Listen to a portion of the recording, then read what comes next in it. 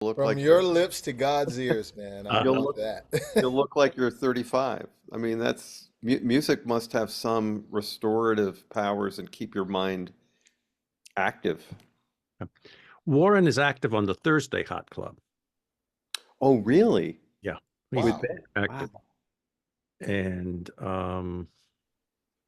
And Bill's, the other Bill, just joined us, is frequently on it. I have turned on the recording. Do you have signed releases from all of us? Sounds like you No, might I need don't them. do that. You There's don't do no, that. this is, If we say something, it's no money exchange. This if we is, say something that brings shame to our families, you know, well, you have to deal with it. And, I'll have to deal with that. yeah. Okay, it'll be my legacy. I shamed myself on a Cambridge Hot Club Zoom. Huh, how sad. So tell me more about the Thursday night ones. I'm not familiar with that. Yeah. So there are three hot clubs that are broadcasts. Monday night is all 78s, and that's the grandchildren of Phil Schapp. And they have, and Eddie's gone to him live. He's fortunate to live up in New York, but they only play 78s. Monday they did Fletcher Henderson. I couldn't sign on, but these are serious. I'm a jazz nerd, but these people are. Yeah, yeah. I think the nerdiest of the three, in my mind, really the nerdiest is the Thursday though. To me, Yeah. it's more like research oriented than. Yeah. I mean, even as nerdy as because it's 78s, it kind of makes it nerdy in a sense, just because Right. it's historic. But but the raps are not that nerdy. Right. Thursday, I think, is the most, you know, the most really inside baseball jazz stuff. Yeah. You know, like how, could anyone identify who the guy, the 11th person in that picture is, from his socks, kind of stuff. Yeah. Well, yeah. I mean, and Ben will go on. He's the curator and researcher, full-time researcher, and contemporary music, and more in the free jazz. And though, he probably knows as much Grady Tate as we do. He probably does. Yeah, you're right. Um, Yeah. so, Tomorrow night they're doing a lot of Dennis oh, Dennis Charles. Charles, yeah, So Oh, yeah, wow. I'd like to kind of jump in on that a little bit. yeah, no, I definitely will. Thomas, did you ever see Dennis perform, or was he mostly a New York guy? Was he a Yeah, New York? Dennis Charles. Yeah, I didn't see him perform. No. So back in the 70s, I think we were lucky enough to see, I don't know, the second coming of Dennis Charles, I Yeah, think, right? I mean, he maybe started to third of 6 or 7 comings. get, Actually, I well, I have a DVD. His DVD is absolutely brilliant about his life. And as a percussionist and drummer, I'll try to dig it up and send it to you. What's her name? Susan Ibarra. Do you know her? Susie Ibarra. Yeah. So she was a student of Dennis's. And she doesn't perform or record much like she did in the 90s and the aughts. I don't know. Hmm. She's incredible. Dennis was a great guy, man. He really he was. was he was always I fun think to that's hear right. and just a great guy. He was a Yeah. great, Yeah. yeah, I feel lucky that, you know, my life of listening to a lot of music in New York corresponded with his sixth or seventh Yeah. iteration, you know? It's, Yeah. wow. Yeah. He talked about this, but I think he talks about it in the movie too. So whenever I see Dennis, I see him running barefoot on one of the islands, whichever one he grew up in, Jamaica or I think it's St. Croix, Hmm. Virgin Islands. Yeah. Or that's where he Very, was born, maybe. very self. I don't know if the word is self-deprecating, but he he was was, very. yeah. He was always like, I gotta get better. I gotta get better. I don't have my shit together. I don't. No, Da, da, just da, And he was always, I'm squeezing tennis balls, and I'm this, and I'm that. He always was like, and you'd listen to him play, and you'd like, oh Jesus, this guy is, it's like ridiculous. how But many people can say my first record was with Cecil Taylor? You know, And yeah. it worked. But Yeah. a lot of musicians I hear speak though, it's have this constant striving for to be better. Yeah. Like even Sonny Rollins talks about, I needed to, I need to. This is when he was playing. I need to keep working. I need to work. I need to constantly strive for improvement. Um, and while I admire that tremendously. But on the other hand, I'm thinking, well, I hope you have some moments of happiness where you can like sit back and say, wow, I was really on it tonight, or that, I'm happy with that recording. So I hope Sonny has had some moments of appreciation for his art. Mm-hmm. And it's not just all, the glass is half empty. Yeah. I wasn't good enough. Uh, Thomas, where do you fall on that? Are you Well, that, I think a lot of us, I know I'm one that's always trying to get better.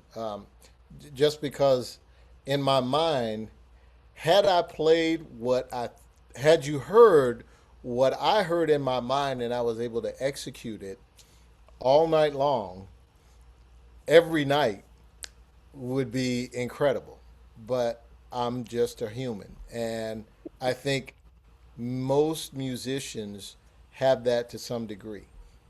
So even somebody as great as Sonny Rollins probably has things where what they wanted to play is not completely what they executed. Everybody's shooting for 100%. And the thing I tell my students is, if you can get in the 90 percentile area, you're probably doing pretty good. And the people who play at the highest level are in the mid to high 90s, right? Even though they may feel like they didn't play everything that they wanted to play, but they have control over their instrument. They can express it freely without any inhibitors or anything slowing them down. And for myself, it's like, okay, as I'm getting older, I may not have the facility that I had or the prowess, but I have the wisdom now to know that I don't need to play, you know, for 45 minutes. I can do that for 4 seconds, and maybe it's way more effective because I just did it for 4 seconds, but I surrounded it with stuff that built up to it and resolved in a meaning and musical way that will make people want to listen to me play again. were So, drums your first instrument, or did you? well, let's go with yes. And what that means is that I did beat on shoeboxes and suitcases when I was a little kid, and ice cream cups, uh, um, imitating Animal from the Muppets. But then I got a guitar that I got for Christmas, and my cousin promptly broke the head off of the neck of the guitar like the day after Christmas. So I was stuck with drums. You remember So, some of the first drummers you listened to that hit you and said, maybe I can do this? Or oh well, probably I think the one that really stood out. I grew up playing in the church, so there was always music that you heard, but I didn't really think about drumming as a profession. It was more of just what I did. It's kind of like you go play baseball during the summer, you play football in the winter, you play basketball, you play drums on the weekends, that kind of thing. And but I remember when I was in high school, I went to a Peebo Bryson concert that was at the local university, and I noticed the drummer and how he was interacting with one of the background singers, and I thought, I want to do that. I want to be on that kind of stage where there's thousands of people screaming, and this gorgeous woman who's a background singer is making googly eyes at me while I'm playing. He answered everything. That's it. So that was probably one of the first ones that I thought like, oh man, I want to do that. Even though, but at the same time, I remember talking to my brother-in-law at the time. I was like, if I was going to be a musician, I would want to be a jazz musician. And I said that because at the time, like Michael Jackson was really popular, and I thought he has no life. He can't go to the mall. He can't go grocery shopping. He can't go live a normal life. But if you're a jazz musician and you're the most famous one, you go to the mall, what, five people are going to stop you and say something? Maybe 10 if you're lucky. So I had started listening to jazz a little bit by that point, and I realized that they didn't have the same like social impact that pop musicians did. So I just thought if I was going to be a big celebrity, I'd want to be a jazz celebrity, not a pop celebrity or a rock celebrity, because they definitely are not. Uh, is everything okay? I think I just. Can you all still hear me? Yeah. Yes. Yes. Everything okay? Cool. Yeah, I lost some power here somehow, so that'll be interesting to see if I can get that going back again. But yeah, so the end result is uh, when I really started thinking about um, jazz drummers. Of course, you pay attention to the greats who played with Miles and John Coltrane. But before them was the one that I really paid attention to was Ricky Lawson and William Kennedy from the group the Yellow Jackets, Oh, because they played such different stuff that I was new. It was new to me, so I was like, "What is this stuff? How are they doing it?" And I need to figure out how to do that because that was pretty cool. Yep. And then, of course, the one that made me get really serious about, okay, I really can be a jazz musician, is watching the movie uh, um, Mo Better Blues by mhm. Spike Lee. Yep. Because I grew up in rural North Carolina where I didn't have too many images of the lifestyle that a musician lives his daily life. And that was a depiction, although it was dramatized to an extreme, but maybe not. But I definitely thought, like, wow, I could do this life. I could, get up in the morning, I could practice, I could write songs, I could hang out with a lady, I could go rehearse with a band, we play gigs and listen to music. And that's your life every day. I was like, I want to do that. And not be too famous. Yeah. So I definitely hit that part, not be too famous yet. I got that one in spades. Thomas, anything you want to play to start off? Oh, no, Bill. I'm gonna follow your lead, man, because you got such a great playlist, and I know that you'll always surprise me with something. So that's what I'm here for. I'm here to learn because I know you all are going to teach me a whole lot, and I've got my pen and paper ready. Okay. Well, I'm going to start off with Do Nothing Till You Hear From Me. Grady had a 30-year career with Houston Person, and Houston's still making music. So let's go to that. This is a fine recording.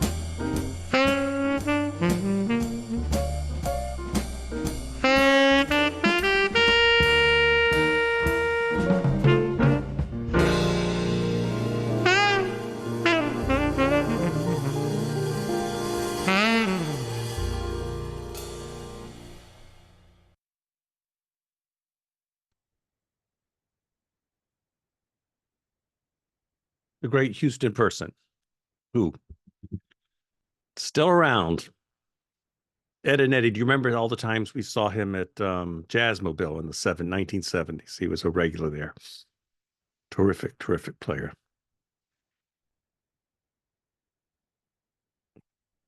Questions or comments? Mr. Crow, if you want to, or you don't have to. Oh, I was just enjoying. I've played with Houston a few times recently. We have a gig up in Connecticut that the drummer books, and he always hires us.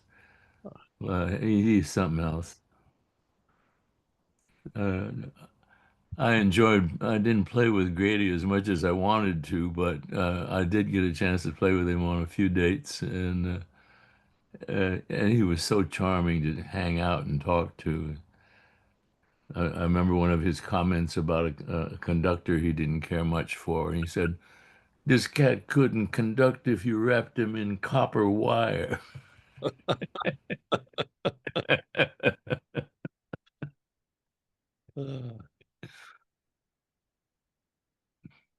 Yeah, we spoke earlier about the great interview at the Jazz Museum of Harlem that Grady did with Lawrence Schoenberg. Oh yeah. And one thing about Lauren's interviews, and I kind of take the same thing and come from my line of work, it's just, starting at the beginning. And he talked extensively about the household he grew up in, the first shows he saw. He told me a funny story one time. He said he was driving and he stopped uptown, someplace where some friends were playing, dropped in and hung out a little bit, and then he got in his car, and he looked up, and there's a guy standing there with a pistol. So he rolls his window down and gives the guy his money and his watch, and he kind of sitting there, and the guy says, "That windmills was a bitch."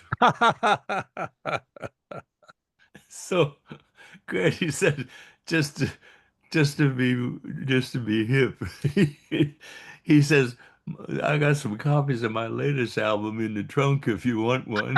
And the guy says, "I can buy my own."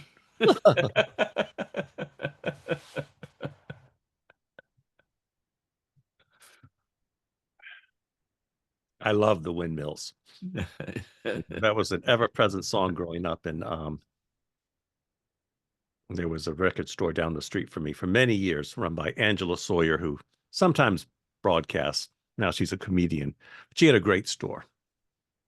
And we talked about Grady Tate all the time. She adored him. Yeah. What a voice. Oh, yeah. Everybody was crazy about him. He just lightened up the whole music business. Every time he walked in, it was going to be something good.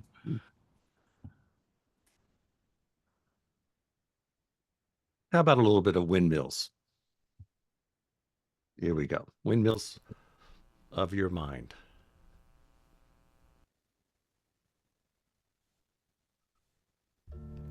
Round like a circle in a spiral, like a wheel within a wheel, never ending or beginning on an ever-spinning reel, like a snowball down a mountain or a carnival balloon, like a carousel that's turning, running rings around the moon, like a clock whose hands are sweeping past the minutes of its face, and the world is like an apple whirling silently in space, like the circles that you find in the windmills of your mind.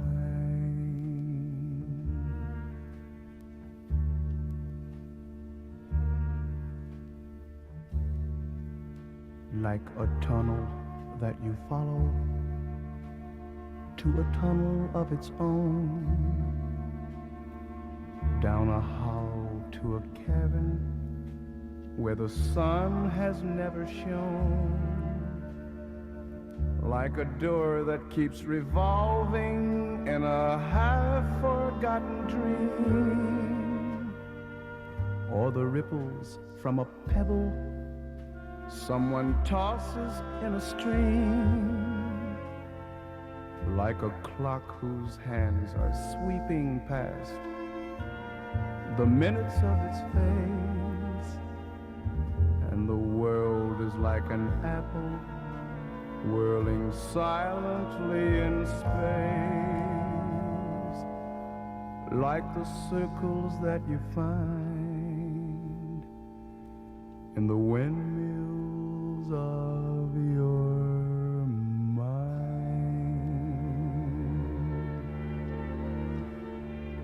Keys that jingle in your pocket, words that jangle in your head.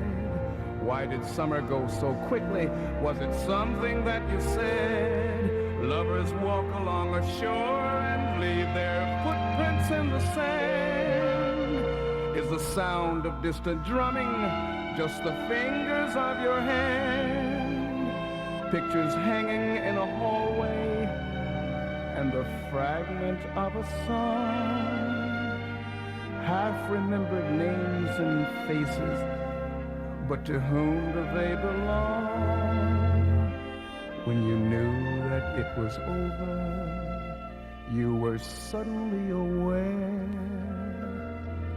that the autumn leaves were turning to the color of her hair.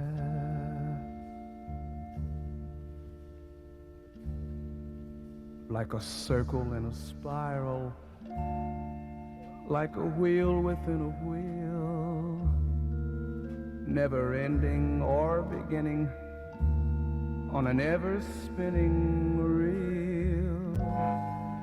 As the images unwind, like the circles that you find in the windmills of your mind.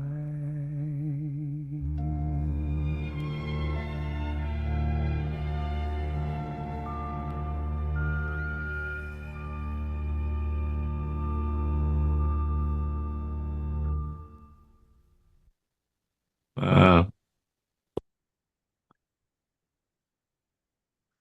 Who did that arrangement? Let me see.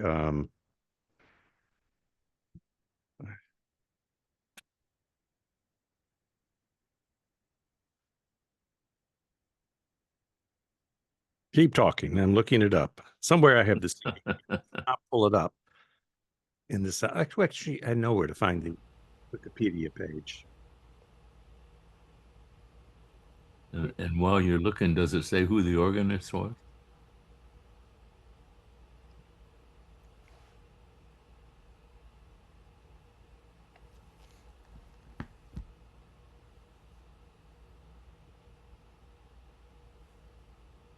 Keep talking. I'm almost. Bill, internet says Gary McFarland. Okay, that Really? makes sense. Yeah, because he did a lot of stuff with Gary McFarland. Yeah. And It was his. Internet says it was his label. It was Gary McFarland had a label called Sky, guy, yeah. and this was the first release on that. I'd never heard that track, Bill. You played it a couple of weeks ago after one of your Zooms, and I was washing dishes while I was listening to it. I said, "Who the hell is singing Windmills? Who is that voice?" And I never knew, and I didn't. You didn't tell anybody, and now I'm glad I tuned in tonight to learn that it was Grady Tate all along. God. You know, I was around playing with Jerry Mulligan's concert jazz band when Brookmeyer discovered Gary McFarland. He showed up looking for copying work at Emil Charlap's studio, and he was right out of school. He brought two or three arrangements that Jerry's band played for him, it sounded like really high quality Duke Ellington influence writing, you know. And so Jerry edited it a little bit to make it more like our band, you know. And Gary said, "Oh, I see." And he went home and wrote 3 more charts that were just perfect for us. And we ended up doing an album of his stuff. Wow. Wow. I discovered him when he recorded, what was that Broadway show? Business, Oh, how to Succeed in Business. Succeed in- Yeah, he How- was great. And that was an all-star big band too, uh-huh. especially the trumpet section. I think Clark Terry, I can't remember, but it was a wonderful album. Must have been Bernie Glow. Yeah, somebody, yeah, for sure, for sure. And he did a wonderful record with Bill Evans too. Yeah, sad end, Right. Gary. Right. Not live very long. No. Well, I don't, getting back to Windmills, I don't know how they even knew the song because I think the movie had just come out. It's the song from the movie The Thomas Crown Affair, which is a Steve McQueen album. A Steve McQueen movie. Cool. A Steve McQueen movie. And I think the movie had come out that year, 1968. So man, it must have struck them right away. Like, we got to do this. Yeah. We got to. Wow. Isn't that Michelle Legrand? It might be is it LeGrand or is it the Bergmans or both? That's what social media says, that it's Michelle Legrand, who is the composer, and the lyricist is Alan Bergman. The Right. Bergmans, right? And Marilyn Bergman too. Uh-huh. Uh-huh. Yeah, so the film came out in 68. And my dad was in the furniture business. A bunch of you have heard these stories, but he would get these, like, we had Arthur Fiedler Pops, 50 records of his, and it was all movie soundtracks that he recorded. So, but a beautiful, yeah. So you grew up surrounded by vinyl, it sounds like, Bill. Yes, I was. Furniture and vinyl. Yep. Did you ever know a guy named Dick Cohn? Who was an arranger and had a rehearsal band, and he liked to write in odd meters, and he would name them according to the rhythm of the meter that he was writing. So one of the tune was in 11/8, so the title was "Son of a Furniture Manufacturer."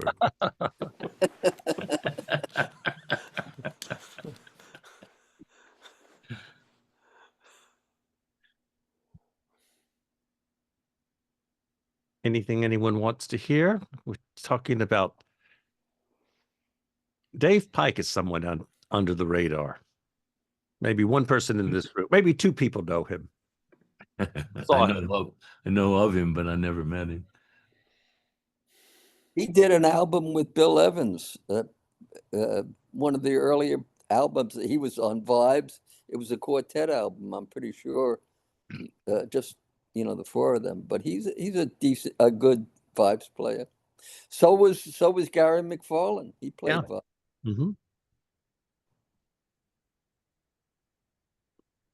Here's a record with Grady and Dave Pike, and they do the well-known song.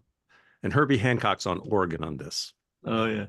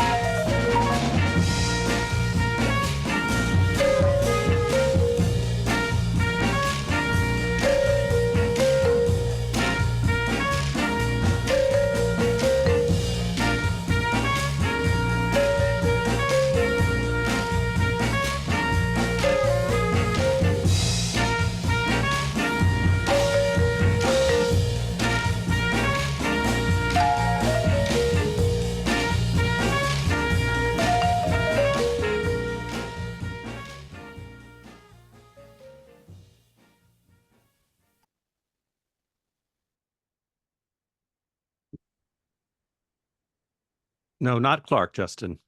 Really? According to Wikipedia. I dispute that. Okay. Well, Anyone with me? What did you think? Who did you think it was? Clark Terry.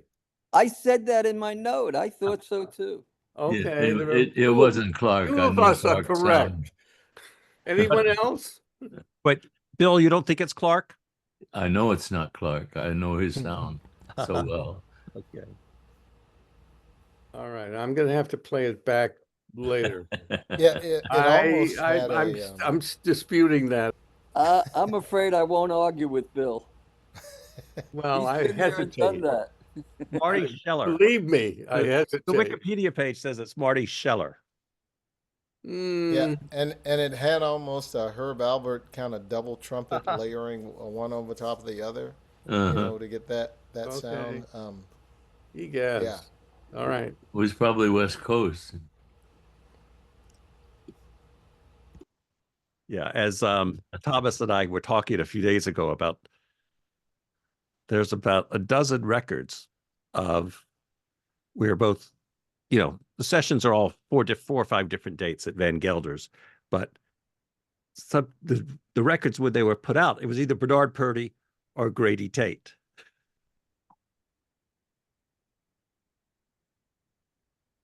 Okay. Here's what I'll give you this. If you say it was Marty Scheller, it was Marty Scheller, but he was completely imitating Clark Terry. Okay. And Bill May knows Marty Scheller, so someone has. I'll drink to that. Yeah. This is where I want someone to pull out the album cover and read the liner notes, because the internet is not always right. Yeah. But the liner notes usually are a little more accurate. I was on a couple of records that for Norman Granz where the liner notes said, among the musicians on this record are, I said, come on, man.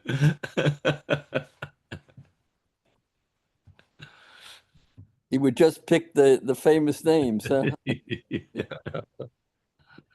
He was funny. I really respected him a lot for what he did for jazz. But when I was with Stan Getz when he moved from Roost, I think it was, to Verve, and at that time, the record people hadn't decided what format records were going to come out. They were still making 78s. So under the Mercury label, we did 2 tunes, and then under the Norgran label, we did, I think it was the 45s, and then the 10-inch LP was Verve, and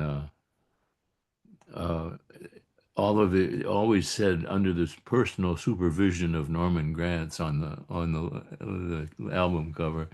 So in order to be under his personal supervision, he sat in the booth and just listened while we recorded, And then Brookmeyer had written a couple of tunes. So he said, what was the name of that tune? And Brookmeyer said, Trolley Car. And he said, we got a cool mix on that. Let's call it Cool Mix, So he changed the titles of a couple of tunes just to feel like he was doing something, He had pretty good taste in art too. Yeah. Yes, he did. Somebody told me a great story about when he was on the south of France one time. He saw that Picasso was in town, and he figured, well, it's a nice day. He'll probably be at the beach. So he walked down, and sure enough, under a beach umbrella, Picasso is sitting there with his shirt off and his entourage around him, So Norman goes over and introduces himself and says, I'm a great fan of your paintings, and I own several of your originals. And Picasso looks at him and he says, I like your sports shirt. He says, you want to sell it? And Norman says, no, but I'll trade it to you for a drawing.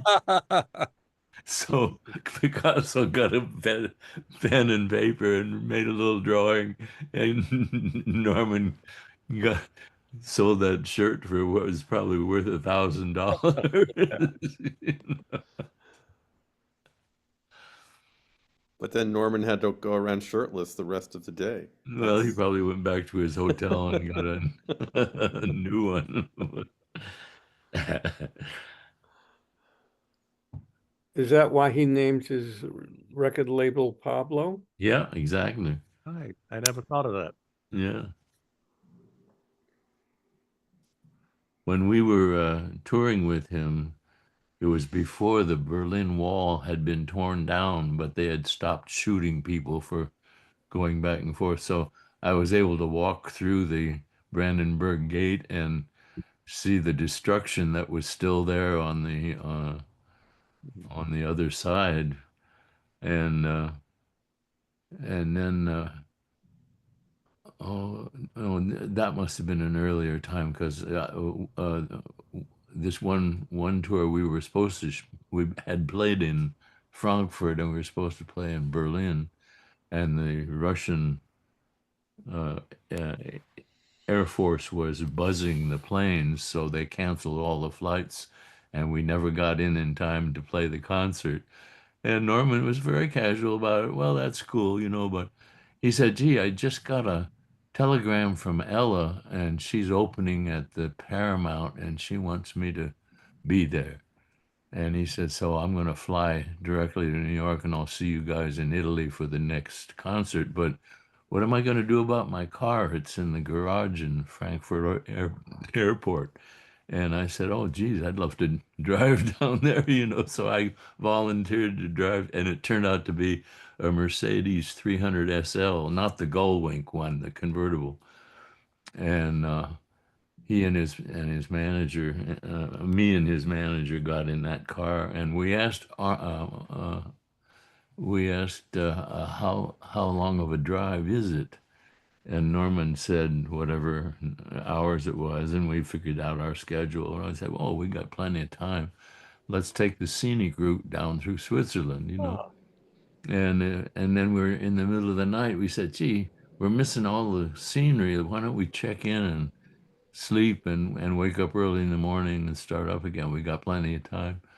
So we did that, and then I start realizing like where we are and how far we have to go. And I say, Norman told us how long it takes to drive, but he drives 100 miles an hour. So we had to hurry. We just barely got into Milan before they had already left for Bologna, where the first concert was. They had my bass. And so we just drove on to Bologna and found the group and played the concert. And afterwards, I found Norman and I said, "I've got your car outside." And he said, "Oh, geez." He says, "I got back early and there was this Lamborghini had been looking at, and so I bought that and came down in that. So please drive my car back to Milano." So he really knew how to live the life, When we first toured for him, he had a meeting for all the bands. There were about 4 groups, and he said, "Now, here's the schedule, and everything's laid out here where we meet and what time and everything. If you miss the bus or if you miss the plane, get there however best you can. It's up to you. You're adults, and I'm not your mother." But after that, he just hung out with us for the whole tour and always took us to the best restaurant in town and fed us before the gig. I really enjoyed working for him. Who was the drummer in that band? When I was touring with Jerry, Yeah, with Quartet. it was Dave Bailey. Who was the guy before Dave Bailey? Uh, I'm trying to remember his name. He was a great drummer, but I don't think he recorded a lot with anybody else other than Jerry. Chico Hamilton. No, it wasn't Chico. It was a white guy. Yeah, a white player. Gee, Hey, he was with Stan Getz as well. maybe Frank Isola. Yes, a solo. Wasn't he Uh, was he just with Getz and not with Mulligan? yeah, he was with Getz for a while, and then it's funny when I first joined Stan. It was just supposed to be for a week in Boston, and Roy Haynes was living up there, so he called Jimmy Rainey. He'd been out on the coast by himself, and I was playing with Jimmy Rainey on 46th Street with Teddy Charles. So he calls Jimmy Rainey and said, "I got a week in Boston, and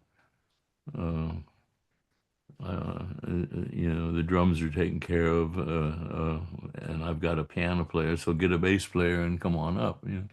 So Jimmy got me the job, and I thought it was just going to be a week, but Roy didn't want to leave Boston, so we came back, and he hired me for the week at Birdland and a concert at Carnegie Hall. And I was still just learning the bass, I was early in my career. So uh, uh, when we came back to Birdland, Frank Isola was the drummer, and he stayed with us for about 3 weeks. I think we went out and did some things like Baltimore and Washington. And then we were supposed to have a week off in New York. And Stan called me up and said, "Oh, somebody canceled out in Birdland. They want us to come in tonight, for the week." And so I go up, and here's Kenny Clark setting up the drums. Wow. So I figure Frank must have been busy. So they had a radio program the first night of every week to broadcast who was playing there. And after we played the first set on the radio, I looked down in the peanut gallery there, and there's Frank Isola sitting there. I said, "Frank, what's up?" And he says, "I don't know. I turned on the radio and found out I was fired." He was a very tasty drummer. Wonderful, wonderful. The loudest thing on his set was the afterbeat, the hi-hat. He played very light, but he swung like mad. He was really nice. And since I was learning my bass, it was nice to be able to hear what I was doing. The drum, I was lucky. Kenny Clark also was not a loud drummer. So I liked playing with those guys. Dave Bailey was tasty as well. Yeah. Yeah. He was with the sextet. See, when Jerry hitchhiked out to California and got the thing going with Chet, uh, when he finally got out of his troubles there, he was in jail a little bit. He put this sextet together with Zoot and Brookmeyer and John well, York. John Eardley. Actually, it was Idris Suleiman's gig first, Oh, wow. and then Idris left, and John Eardley came in, and they were rehearsing someplace, and whoever was supposed to be the drummer didn't show up, and Dave Bailey was just there. He was a friend of Peck Morrison, who was the bass player that time, and Jerry said, "Well, who should we get for a drummer?" And Peck said, "Well, there's a drummer sitting right over there in the corner." So Dave got the job, and then by the time they came to New York, Peck and Idris had both cut out to do something else, and they needed a trumpet player and a bass player. So Brookmeyer recommended me, and Dave, I think, recommended John Eardley. So that was a sextet. We worked around New York for a couple of weeks and then did a European tour. We went over on the Andrea Doria. This was the year before it sank. Wow. And That was what, 56 was when it sank. So it must have been yeah, 55. 55, yeah. And Brookmeyer brought his wife Phyllis at the time, and Jerry brought his wife Arlene. And when we got to this, it was like a big opera house that we were playing in Bologna, I think it was. And there was a huge banner of the whole face of the building was covered with this huge banner that said Jerry Mulligan Sextet featuring Arlene Mulligan on, and it doesn't say what instrument, it just says the name, and Bob Brookmeyer and Phyllis Brookmeyer, and didn't mention Zoot, but it said and Sammy Davis Jr. Now, Dave Bailey's legal name was Samuel David Bailey Jr., and somebody had, they must have looked at the the ship manifesto or something. And so Zoot kept giving Arlene his tenor case, saying, "Here, you're the one they want to hear."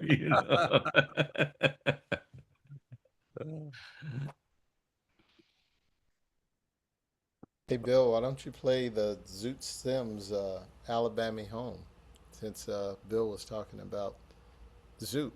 Yeah. Okay.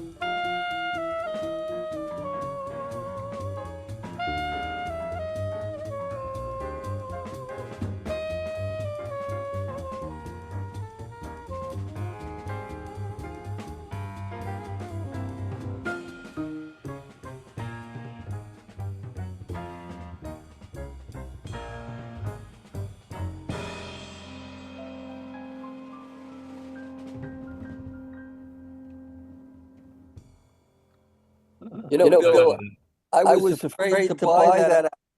I'm hearing myself. Hello?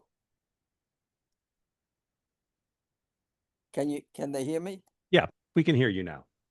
I was reluctant to buy that album, that CD, because I mean, Zoot Sims playing something other than the tenor was not in my wheelhouse. I finally decided, well, the hell with it. It's a great rhythm section and Zoot. I played the album, and he became my favorite soprano saxophone player. yeah, mine too. Yeah. You know, Clark Terry and Wynton Marsalis both are masters of that rotary breathing where you puff your cheeks out and sniff air through your nose while you're pushing the tone out without any break in it, you know. And here's Zoot played that whole first phrase twice without taking a breath, you know. He just had very good breath control. Was he as funny as I think he was? Oh yeah, he was such fun to be with.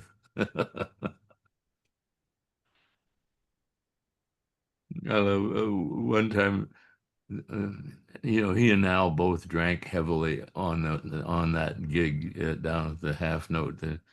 They would order double shots, double doers, and so by the end of one night, Zoot had started earlier in the afternoon, celebrating with somebody, and he was pretty wiped out by the end of the night. So everybody has packed up and they're on their way out the door, and Zoot's still up there playing. And Al turns around and says, "Zoot, take off the red shoes." I just saw that documentary on um, the place where everybody gigged, where the Smith, Oh, the loft. Smith, and they told the story of Zoot Sims just playing for. They went out, they had lunch or dinner rather, came back, hours later, and he was he was playing. No one else. He knocked Dave, everybody else off. Dave McKenna was like that too. He'd go up there and get loaded and sit at the piano and all night long and just play. They recorded some of it, but he was just fabulous. I loved when he would do his. He would come out with an idea like a Blue Moon, and every song had blue in it, or something. He would Yeah. pick. Oh, he liked it. Yeah, Sometimes everything had the word "if," or or sometimes everything was written by Harold Arlen, or that, you that's a know. good. That's a good concert right there. Oh yeah. I liked him solo more than with the rhythm section. Yeah, he loved to play with the rhythm section. When I was a house bass player at Condon's for a while, they would only hire me 3 nights a week. On the slow nights, they could get along without a bass player, and so Dave kind of got in the habit of playing bass lines when the bass player wasn't there, and that got to be part of his solo style. His left hand was amazing. Yeah.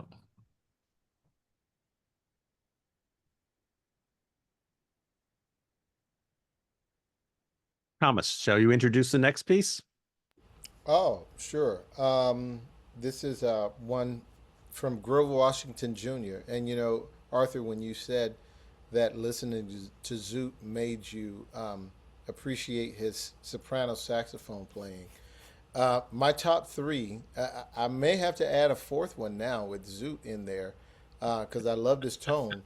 But mine have always been Grover Washington Jr., Branford Marsalis, and now Zoot Sims are my favorite. Just from a tonal standpoint. Yeah. But this is one of those. This is the song "Little Black Samba" from Grover Washington Jr.'s album called "Come Morning Come." It's based on the album title. What is that? Come Morning. Come Morning. Come Morning. Okay, it is Come Morning. And then Grady's on vocals, Yes. and the drummer Steve Gadd. Right.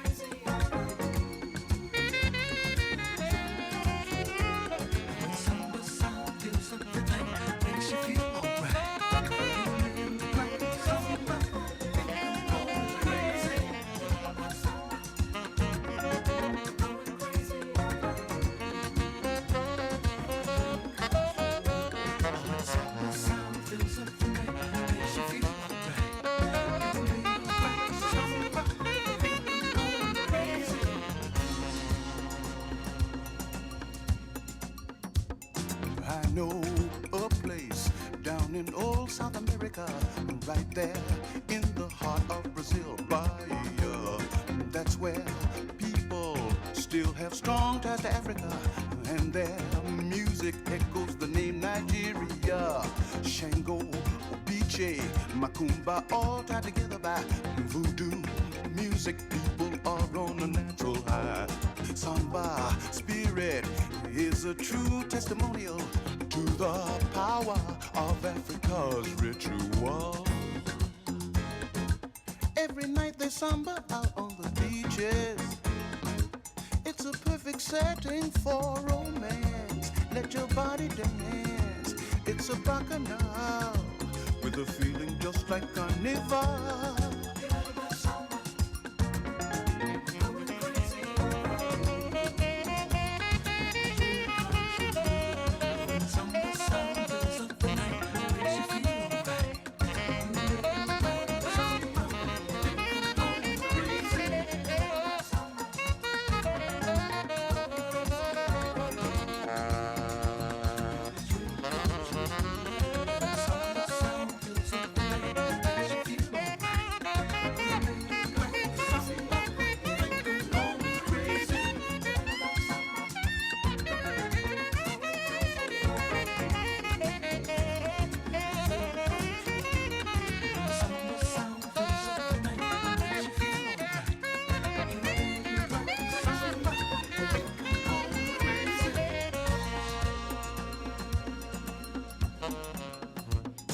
If your life is missing soul satisfaction, remember Bahia's waiting to just make it right.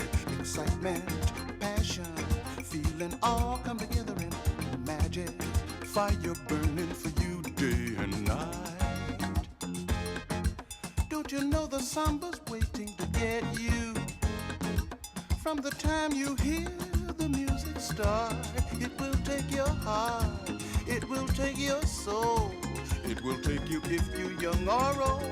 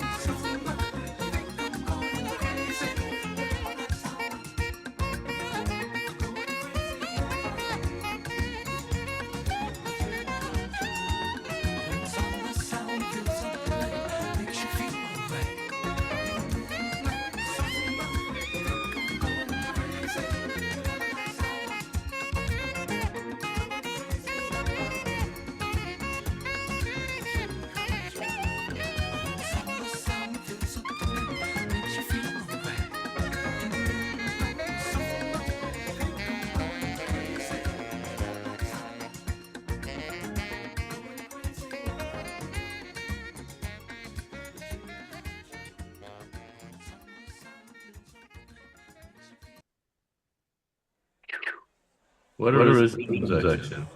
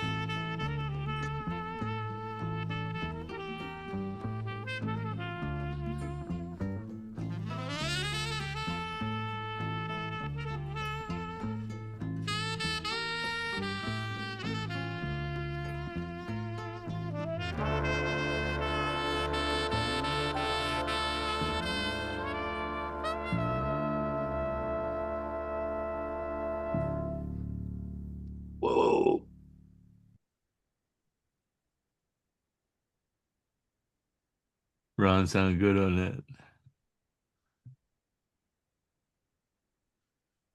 My record on that says that Grady sings the vocals, but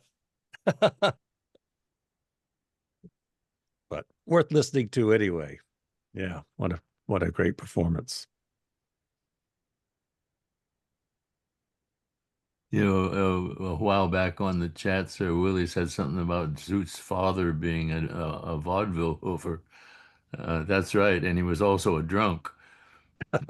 And so Zoot told me that one time a cop, this must have been during Prohibition, the cop stopped him and is hassling him about being drunk, and he said, "Walk that curb," and he tap danced it. And the cop laughed and let him go. But Zoot knew how to dance. Nick Travis used to have a piece of film that he took when the band was in Europe. This was before I joined it. Buddy Clark was the bass player. But they were all on a train platform in Germany, and Nick had this little movie camera, so he and Jerry are standing there, and Nick is taking movies, and he's saying, "Well, this is a movie camera. Why don't you guys move?" So they both started to dance, and Jerry quickly realized that Zoot really knew some steps, so he just stepped aside, and Zoot's just doing this wonderful dance. And Nick brought this film down and showed it to us at the half note. Coming down the platform behind Zoot is a very stolid looking old German couple. And they just get right up to behind him as he does a spin, and he's face to face with these people. So he just continues his spin, and he's over leaning on the bench by Jerry as though he'd been there all along, you know. I told Nick, man, I gotta have a copy of this film. So he was breaking up with his wife at that time, and she'd thrown a lot of his stuff out, and we never found the film. It just still lives in my head. That's the only place. Bill, do you have many films? Oh, not many, no. No. I had a camera for a while. When I was in Russia with Benny Goodman, I took a whole lot of films, and I had an old-fashioned camera that used cassettes. Everybody else had real film in there. And, you know, there were a lot of people had movie cameras, but they confiscated all of my cassettes, and when they tried to develop them, they ruined them because it was Kodak film and they used AGFA format or something. I don't know what they did, but I got an apology from the guy that was our interpreter. Later, he became the leader of that ghost concert that put on the things. So when Mel Lewis's band went over there, he sent me an apology through Mel.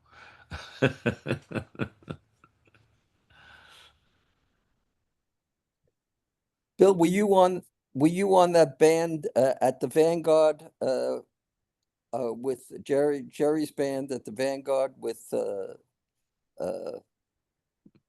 Clark and Oh yeah, that's a wonderful album. I'm proud of that album. My People Go? Yeah. Love that album. Mel and I were the rhythm section for that whole band, you know. It was really nice.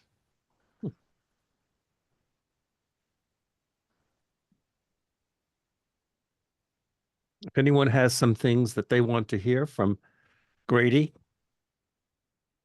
we have Phil Woods and Stan Getz queued up. Well, a little Phil Woods would be nice. Okay, let's do the Phil Woods first, and then we'll go to Stan Getz.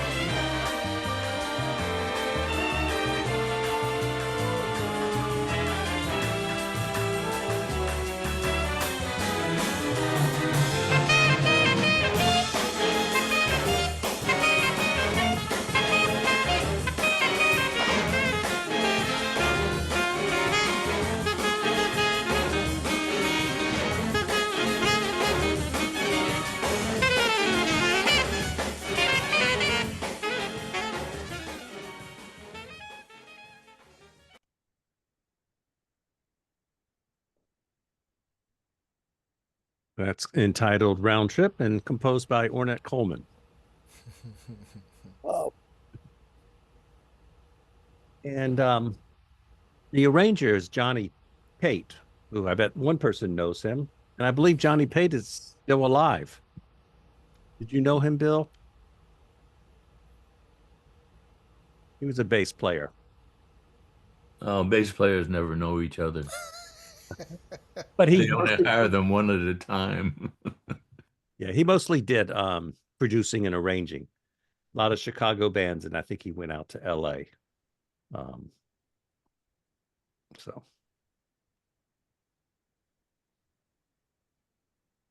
great album called Round Trip. Terrific. Yeah, sure sounded good. And Grady was cooking back there. They kind of damped him down a little bit so that you could hear the strings, but man, he was smoking. I usually don't think of him as a big band drummer, but he did a nice job. Oh yeah, you yeah. know, Yeah, I was going to say, I always thought of Grady. I didn't think of him as a big band drummer, but he's pretty prolific. And I did a thing with Oliver Nelson Jr. a couple weeks or a month or so ago, and he was saying when I mentioned Grady, he was like, "Oh man, that was my dad's first call drummer. Grady was it." He's like, he always called Grady for everything that he could call him for. So if you Yeah. look at a lot of the Oliver Nelson arranged or albums, you'll find Grady on a lot of that stuff, which I didn't realize either. But when I think about my favorite big band drummers, Grady was never in that list of big band drummers, but now he is, and it's Yeah. like, I mean, he's still one of my favorite small group drummers just because of everybody he worked with, but it's like, boy, he played and brought that power and that snap. And as Oliver Jr. said, he could read everything. So those guys would go in and do one takes for so much of that music, and Yeah. he would nail it. There's a piece of Oliver's. Oh, go ahead. No, a piece No, of go ahead. Oliver that Oliver recorded a lot with another big band with Grady on it. So, and Phil Woods. This is from Oliver's record, Fantabulous.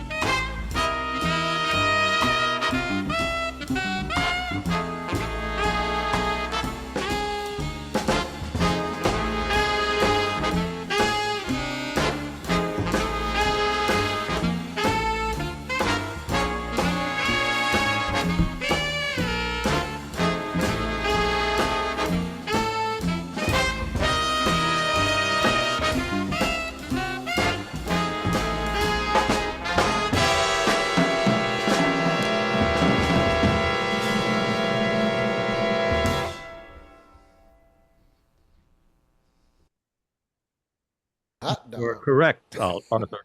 He did that on Abstract Truth as well. What was the name of that tune? Geenie's Blues. That's right. And on Oliver Nelson's, it's performed. Roy Haynes is on the drum. Roy Haynes, exactly, yeah. And I don't know how Roy ended up on that one instead of Grady. Maybe Oliver wasn't aware of Grady at the time, but that's one of those questions that Bill, maybe you know. Bill Crow, do you know how Grady didn't end up on Blues in the Abstract Truth, but he's on the follow-up album. He probably had a conflicting date that he'd already booked, you know. That happened a lot. I got on some records just because Oscar Pettiford would be like on the date that they'd made, and they'd run overtime, and they'd need to call another date, and Oscar would be busy, so they'd call radio registry and say, "Send us a bass player," you know. So I got to be on a Milt Jackson album that way. Just I did the last half of it, you know. Wow. Yeah. So a good friend of mine and one of my colleagues, Robert Trowers, I don't know if you know him, Bill Crow, trombone player from New York City, is joining us too, and he's a director of our jazz ensemble over at North Carolina Central University.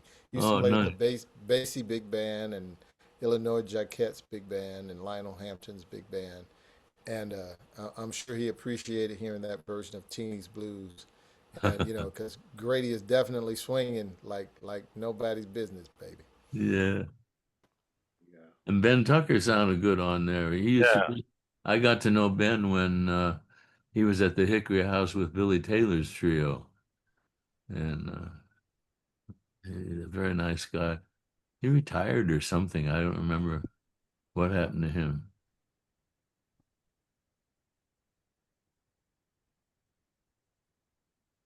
Welcome, Robert Trowers. Thank you. Thank you. Good to be here.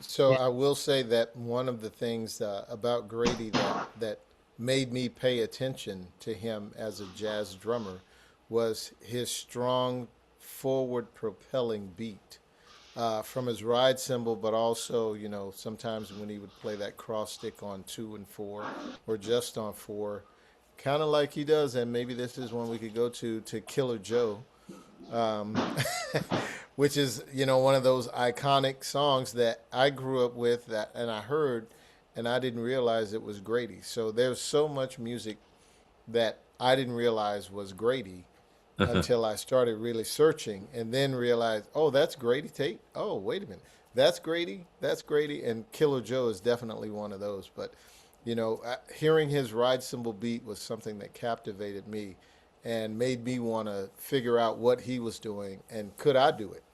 And of course, there was a resounding no for a good little bit there before stuff started coming together.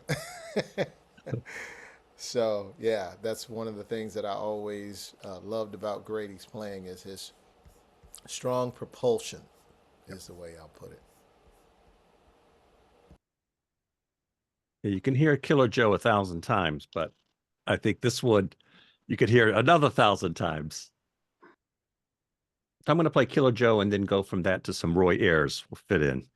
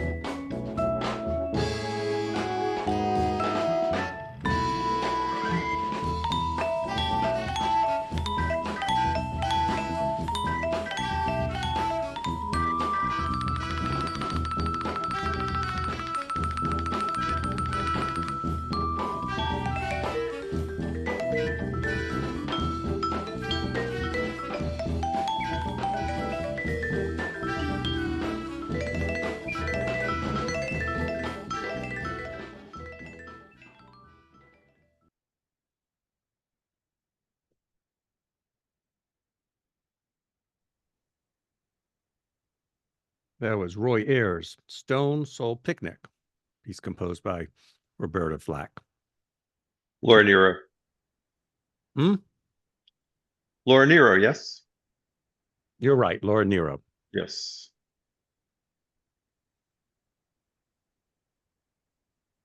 Give Laura Nero her due. She wrote some great music, which the Fifth Dimension did an amazing job of discovering and giving a whole new life to. I mean, those are some great pop records. Yep. Any comments, questions? What's the capital of North Dakota? Here? I'll bet Bill Crow has played there. No, that was one of the few states I never played in. My wife's best friend lived in Fargo for a long, long time. Now she lives in Virginia. We never visited her.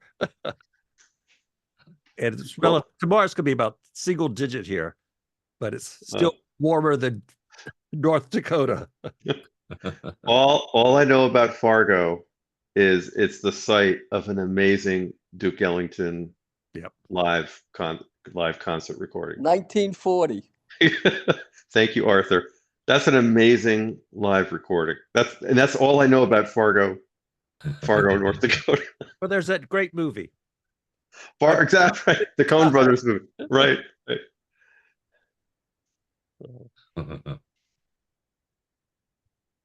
So has anybody like totaled up? I mean, I'm sure some math guy could do it. Total up the number of discographical entries for Grady Tate. I mean, is there a complete Grady Tate discography of all the?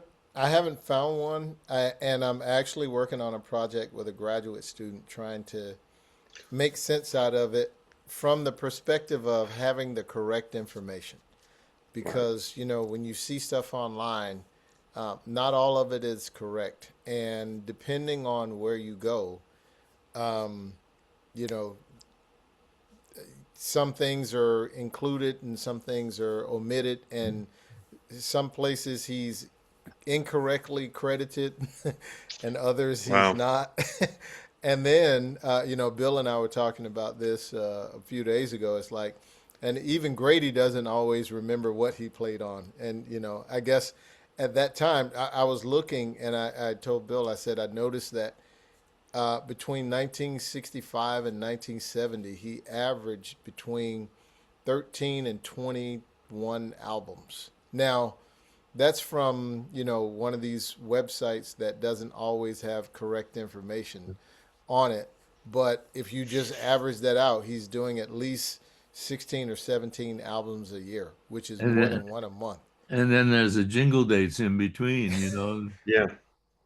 And all the television things that he was probably doing as well, because he played with the Tonight Show band for a couple years, right, Bill? Yep.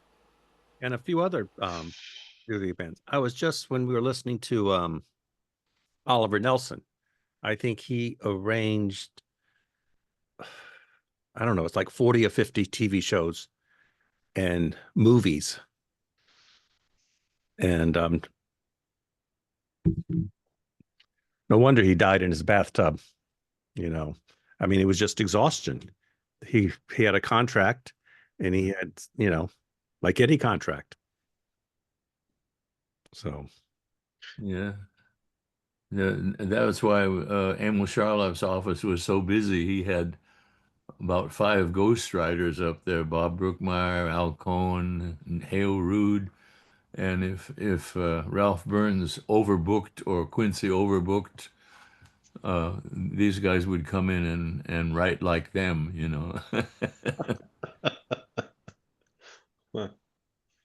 I remember I was doing a jingle date one time with about 7-piece band, something like that. And a young guy that was the conductor I had never met before, we rehearsed the first tune. And I said, "Oh, that's beautiful." And Hale Rude behind me in the trombone section says, "Thank you."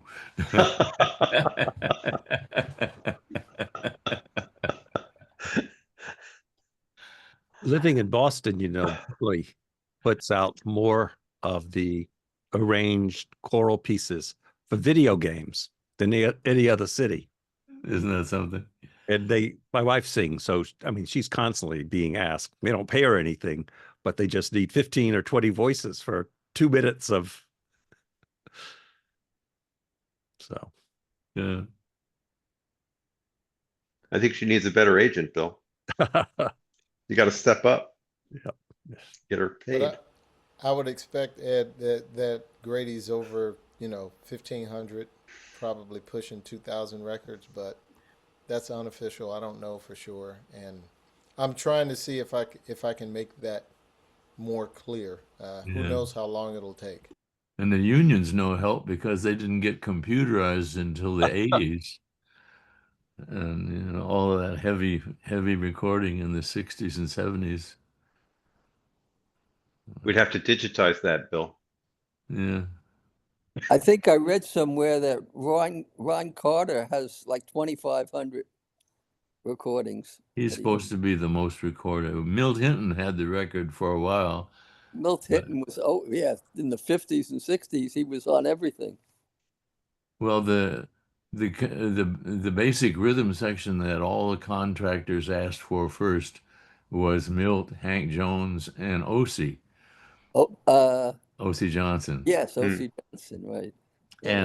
And so they would call Radio Registry and say, book these guys for such and such a date. And they would look on their list and say, well, OC's not available. Okay, uh, just get me a good drummer. And I had a friend that worked at Radio Registry, and he said it was really a cat fight up there trying to get the right guys on the right dates. That rhythm section made a lot of records as a trio too. Yeah. Yeah, and they did a lot of things with Dick Hyman, and it was just some of those guys that would come to work at like 9 o'clock in the morning, and they would be in different studios all day long, sometimes after midnight, which they loved because it was time and a half after midnight. And oh, I remember Bernie Glow, who was one of the sweetest guys in the world. That's the reason this is a funny joke. He's sitting in a rehearsal for some record date, and there's nothing for the trumpets to do, so they're chatting like they often do. And the guy next to him mentions some contractor. He says, I used to get a lot of work from him, but he hasn't called me for about 6 months. I wonder if I said something that he didn't like, or I wonder if I wonder. And Bernie says, oh, I don't think like that. He says, I figure if they don't want the best, screw them. And the guy says, geez, I wish I could think like that. And Bernie says, you can't think like that. You're not the best.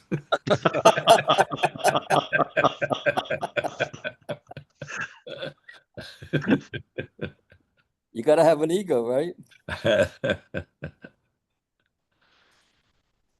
He told me there was a lead violin player. I can't even think of his name, a Russian name. But any date that had strings and he was on it, they always left the concertmaster chair open for him. But this one singer came in for a date from the coast, and he had brought not only a piano conductor, but a concertmaster. So, and this other guy his style was to come in like 5 minutes before downbeat, light his cigar, tune his violin, and they would start rehearsing. So he comes walking in, and there's no chair left except one in the fourth violin section, something like that. So they sit down and rehearse for about an hour, and then they take a break, and he heads for the men's room. He goes by Bernie Glow, and Bernie says, "Hey, Tossie, how you doing?" He says, "You think I care?"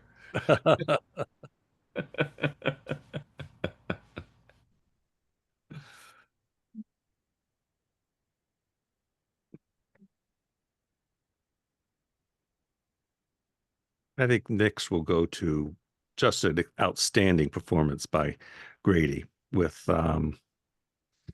Frank West, George Mraz, and Roland Hanna.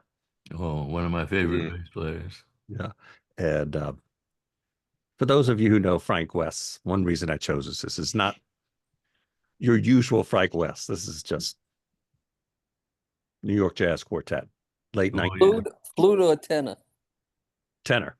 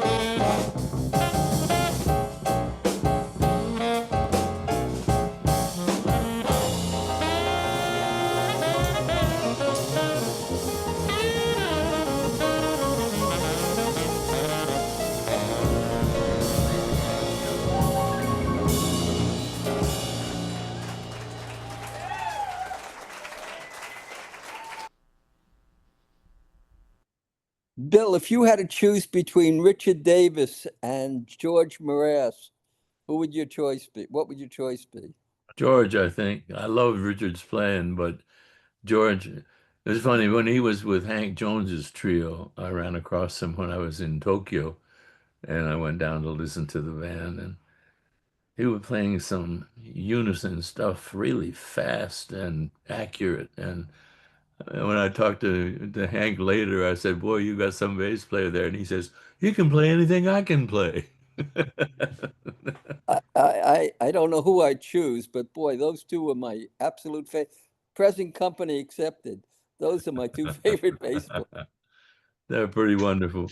I remember when Richard first showed up in New York, he was with Don Shirley's trio, and they were playing at the Hickory House.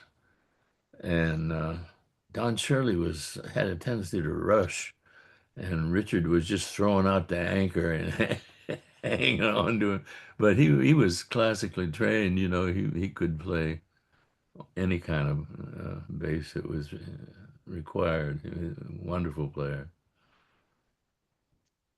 When I saw that band uh, with my brother, and it was the New York Jazz Quartet, and I was so looking forward to seeing George Mraz. I mean, he was my guy, and there was an announcement that George Mraz wasn't going to make it that night, and he sent in a substitute, and the substitute was Ron Carter, Oh God. and everybody went crazy. And I said, I like Ron Carter, but I really wanted to see George Mraz. I was the only one in the place who wasn't thrilled. Well, it's funny. My jazz work had kind of petered out one year, and I was playing club date work with Peter Duchin's band, you know, and we flew out to Denver for something, and I had something with Zoot on the Sunday. This was a Saturday night, and a huge snowstorm wiped us out. I couldn't be, so I called Zoot and I said, Zoot, the planes aren't flying. I won't be able to get back there. He said, well, who should I get? And I said, well, my favorite bass player is George Mraz. Why don't you try him? And George happened to be open. And from then on, Zoot hired George. George was on all of Zoot's albums for Pablo with the great Jimmy Jimmy Roll. Rowles on piano. Yeah. Oh, those are nice albums. So Bill, is the moral of the story, if you're going to recommend a fill-in, don't recommend someone from the top drawer. Recommend someone who maybe No, just learning the instrument. that's like Milt Hitton's story. When he was with Cab Calloway, they went through, I don't know, Indianapolis, I guess it was, where Oscar Pettiford was playing. And he was just knocked out by Oscar. And he said to Cab, man, you got to hear this kid. He went over there and right away, Cab wanted to fire Milt and hire Oscar, but Oh. Oscar didn't want to leave town. So Milt says, I'll never do that again.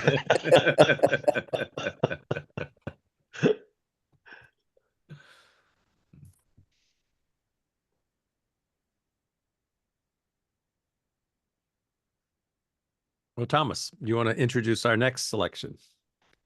Sure. Jimmy Smith.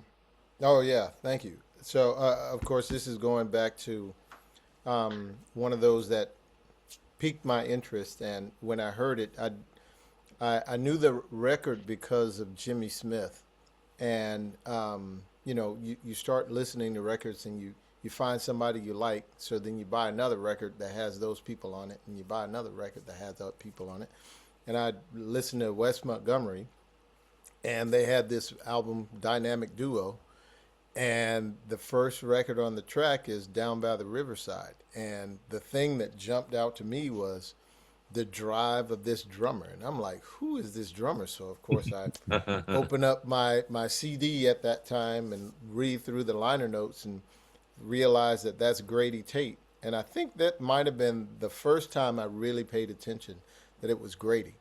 and I didn't know he was from North Carolina at the time. And so then I started, reading some more, and then I found out he was from North Carolina, and then realized he was from Durham, North Carolina, and he's a graduate of North Carolina Central University, where Robert Trowers and I teach. And I was like, I got to figure out more about this guy. And then, of course, I started finding more things. So this was the beginning for me of my love affair with Grady Tate and trying to get to the same level that he was at for many, many decades. So this is Down by the Riverside by the dynamic duo.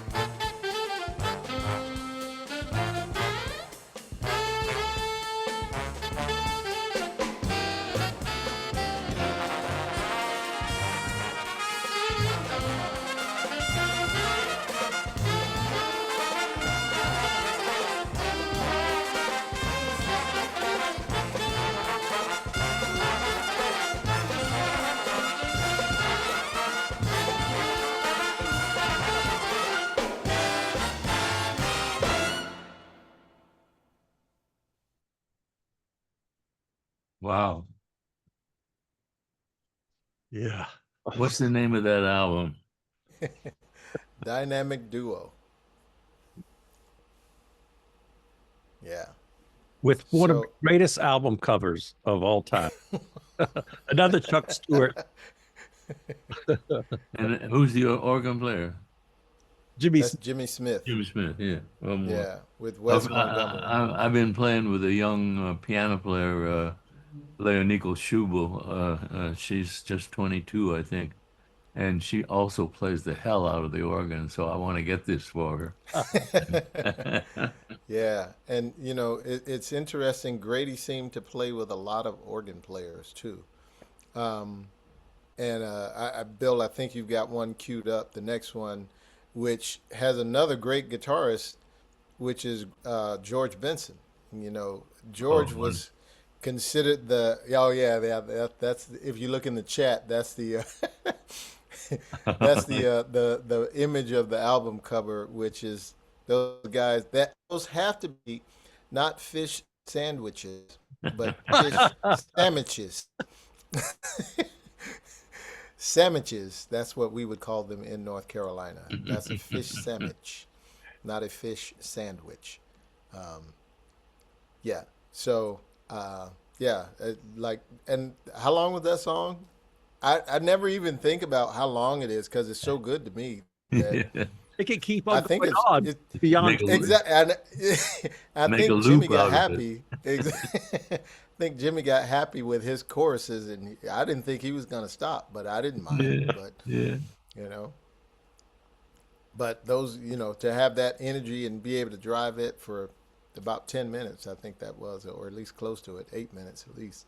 Before they made that album, they made a quartet album on Verve, I think, with just the rhythm section and the two of them. And it was, I can't remember the name of it, but it was sensational. Yeah. With Jimmy and Wes? Jimmy and Wes in a quartet setting. Okay, I got to find that. I think on Riverside. Is it Riverside? Yeah. That's right. Wes was being recorded on Riverside at the time. Yeah. It may have been. I thought it was Verve. Yeah, I got to find that.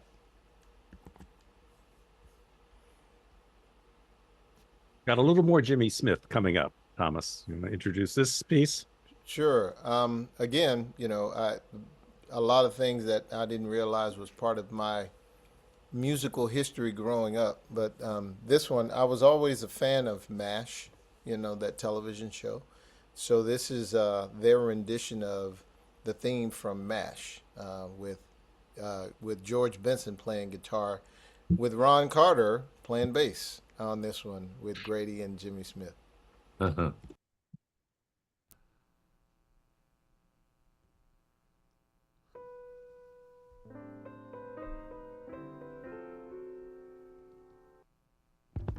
Oops. Hit the Bill Evans.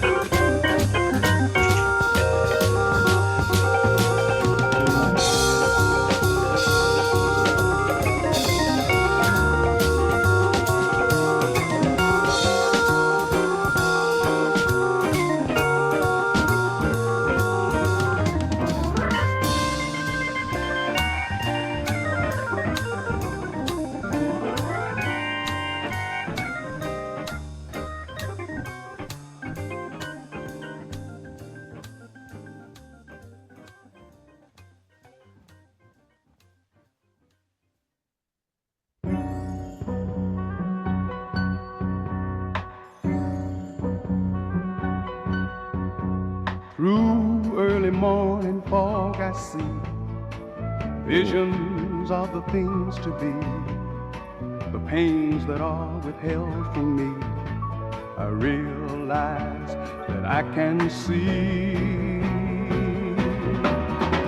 that suicide is painless. It brings on many changes. I can take or leave it if I please. The game of life is hard to play. I'm gonna lose it anyway. The losing card I'll someday lay. So this is all I have to say. Sword of time will pierce our skins. Doesn't hurt when it begins, but as it works its way on in, the pain grows higher. Now watch it grin. Suicide is painless. It brings on many changes, and I can take or leave it if I please.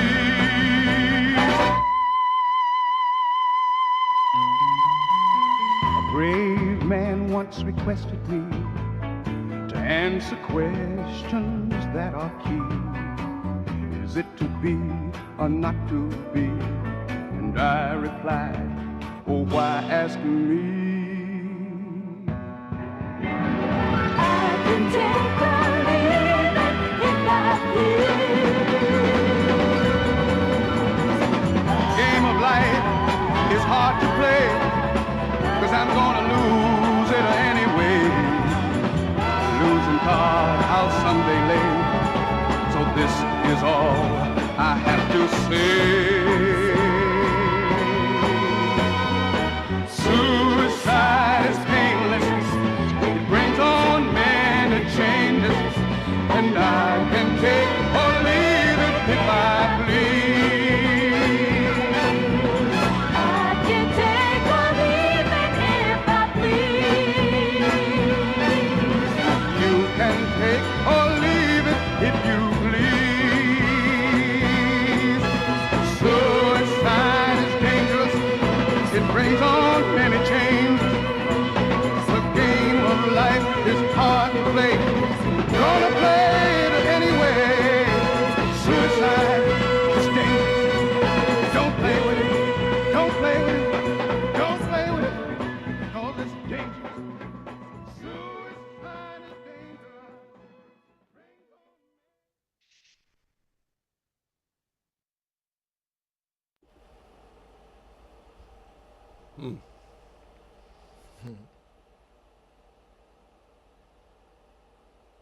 Well, two versions of the theme for MASH. Second one with Grady Tate vocalizing.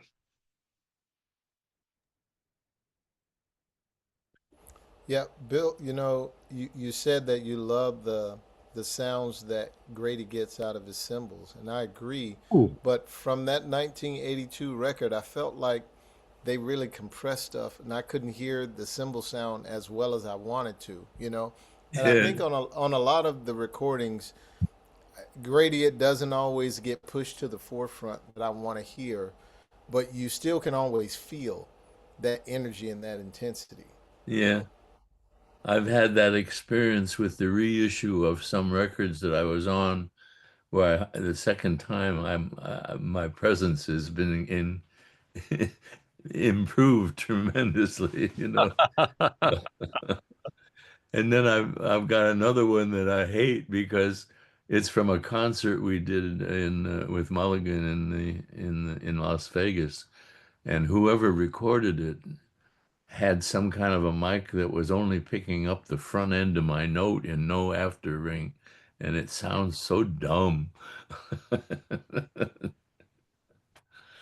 I have to say it's kind of a shame how, I mean, musicians are really at the mercy of a recording of what a recording engineer does, maybe what a live venue allows in terms of mic placement and the like. I mean, Yeah, well, Bill, I know with bass players, so many times I just Oh, the recording will be just the bass player's pickup, and you don't hear really the sound of the instrument. There's no microphone on the body of the instrument, so all you're hearing is pluck, and you don't hear the tone of what's a beautiful instrument. And Yeah. I I I I weep. I weep inwardly.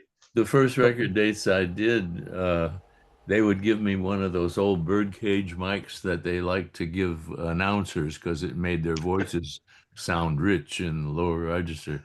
So they thought that would be good for the bass. But my experience was in those days, nobody was playing amplified and everybody was playing real hard in order to make themselves heard, you know. Yeah. And that mic, if you played the way you normally did, it would pick up the beginning of your note and no after ring. But if you played real soft, it would come and get you and make you sound wonderful, except you had no influence on the band while you were playing, you know. So after about a year of that, I did a recording with Phil Ramone up at A&R, and he took a Telefunken mic and wrapped it in foam and stuck it in my bridge, and it sounded great. It sounded just the way it sounded to me, you know. Yeah. So, Yeah. so I always try to do that. Then pickups improved that some, you know. Right. So in a session, would you try to lobby for a particular mic placement, like what Phil Ramone did for Oh, your yeah. bass? And I did a cast album one time for 42nd Street, and we went in the studio, and here they put this. It's a Telefunken mic, but it's on a stand way up over my head, like you would do for a bass section, and you know. And I said, you know, I've been playing through an amplifier, and they said, let's try it. Let's try it this way, you know. Well, I heard the first playback, and I couldn't hear any bass at all. yeah. So I did the same thing. I took that mic and wrapped it in a piece of foam I had in my case and stuck it in the bridge. And I figured their eyes would pop open when we started to play. No response at all. But it's the only reason there's a bass sound on that record. I You know gotta I spent many years just listening to Rudy Van Gelder recordings because I could hear everything. yeah.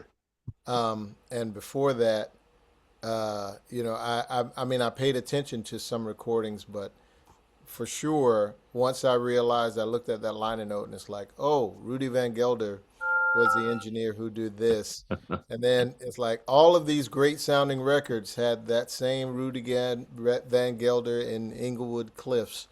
So sometimes I would look, okay, these are the people playing on it. Oh, this is the person recording it. Okay, I would definitely do that. So I spent years doing that just from Rudy. So thank you, Rudy, for all the great music. Thank you. Thank you. Thank you. yeah, extraordinary. Hmm. Yeah, the two CDs I did for Venus with a quartet were done at Van Gelder's, and it was very nice.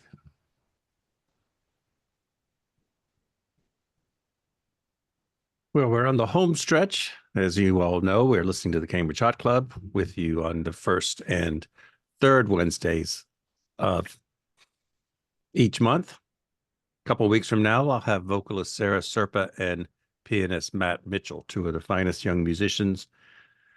Right now, they're in Europe touring, and they just put out a duet record, and they'll be joining me in a couple weeks. A month after that, is Eddie Karp still around? Eddie and I will be doing a continued drummers sessions. We'll be interviewing Andrew Sorrell. I think you got the sign of approval from at least one audience member. That's gonna be a fun listening. That'll be a fun listening session. And the Sarah Serpa and Matt Mitchell is going to be incredible. Good. With the top young musicians around. And again, I want to just thank Thomas Taylor. I don't know if you want to introduce your music mate, Robert. I've not met Robert yet. Yes. Of course, Robert Trowers, great trombonist, played with the Basie Band, a lot of other great ensembles. New Yorker, native New Yorker, but now lives in Durham. And one thing I will say to you all who are living in New York, um, Robert, why don't you give them the lowdown on what you'll be doing in New York on January 17th and 18th?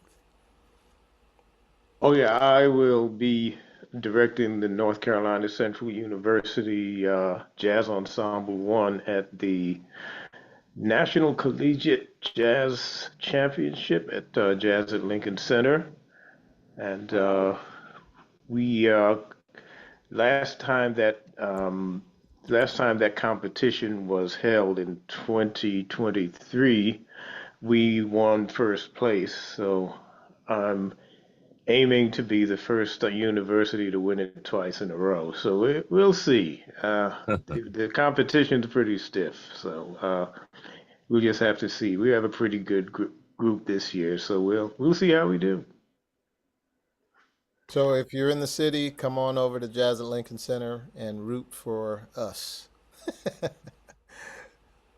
We And could I go back. appreciate, Bill, thank you very much for having me on. And I've loved doing my little deep dive for Grady and learning some more and hearing a lot of great things. So thank you very much.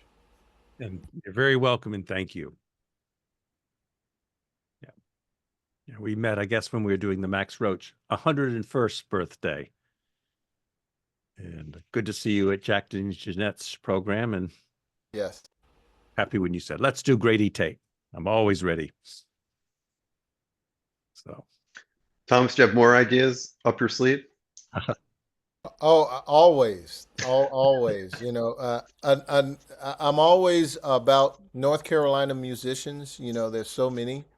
But another one that you may not know, who's a great drummer, is Danny Richmond, who was part of Charles Mingus's Oh yeah. group, as well as a lot of other things he did also. So Played um, tenor also. he played what? Tenor. He was a Oh, tenor yes, sax. yes. That's where you got to start. Yep. Hmm. And he's got North Carolina roots also. He's from Greensboro, North Carolina, born and raised, and then he went to New York. And for a long time, he had a wife and a daughter that still lives in Greensboro or right outside of Greensboro. Juanita Richmond, yay! I have to give her much love. But yeah, so Danny Richmond would be the next one I would want to explore. absolutely. I got to play a month with him up in Provincetown with Zoot. Paul Motion was our drummer, and he left to go back with Bill Evans. And Zoot had forgotten to call somebody, so he called his girlfriend and said, "Just send me a drummer." And Danny was the drummer she sent. Wow. Wow. How lucky can you get? I was lucky to interview him once in my student broadcasting days. And I forget whether it was before, it was right, I think it was just before Mingus passed. And he gave, he was just smiling ear to ear, talking about playing with Mingus on so many great records.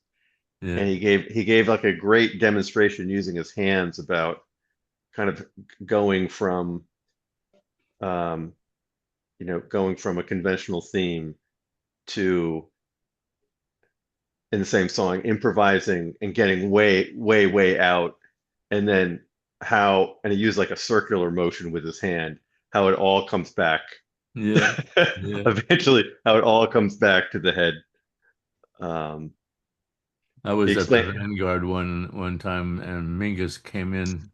I think it was Jufrey had the Sunday afternoon concert, and Mingus came in with his new band with George Barrow and Danny, and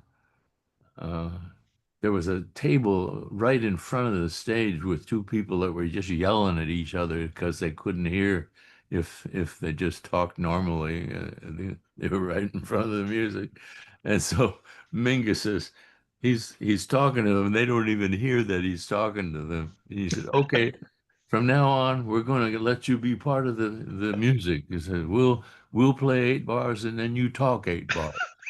And, and and he went through a whole tune that way, and the rest of the audience is falling out laughing. These people don't even know it's happening, you know.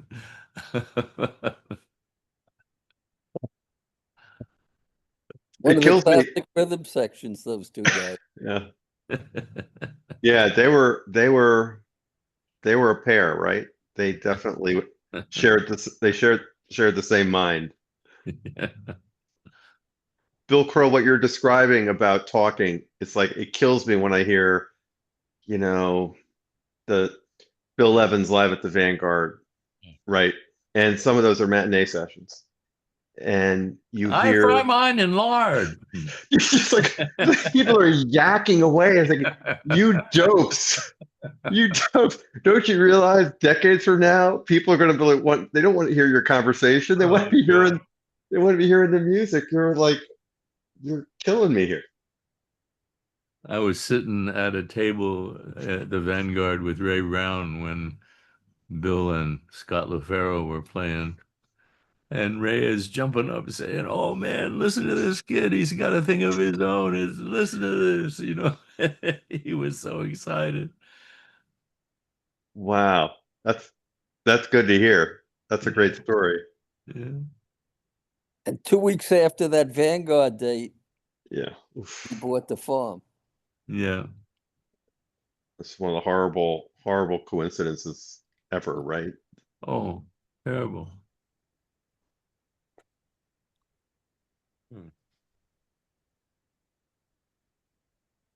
So we'll go back to some music, a few more vocals from Mr. Tate.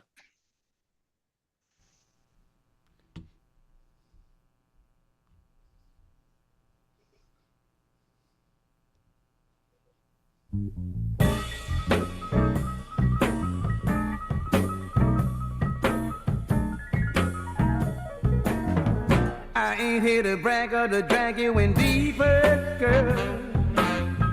But since we're together, I think you should know. They say that my love is a powerful sleeper, girl. A barrel of powder that's likely to blow. But that's what my name is.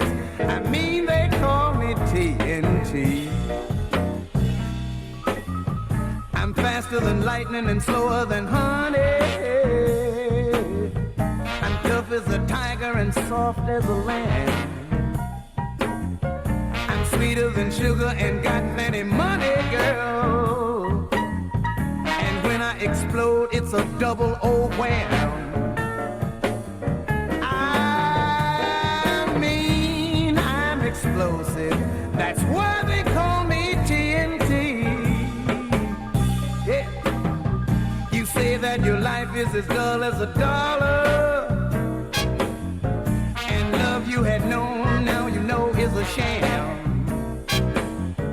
You say you're so bored that you think you could holler, holler, girl. Perhaps all you need is a new kind of scam. If you want some happenings, you better call on TNT. You better call me. Yeah. Woo.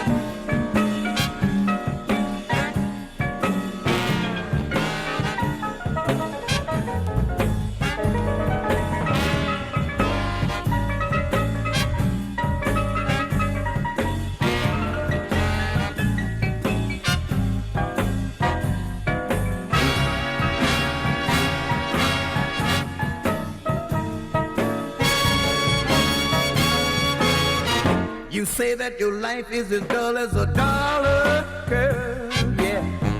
And love you had known, now you know is a sham. You say you're so bored that you think you could holler, girl. Perhaps all you need is a new kind of scam. If you want some happiness, you better call on TNT.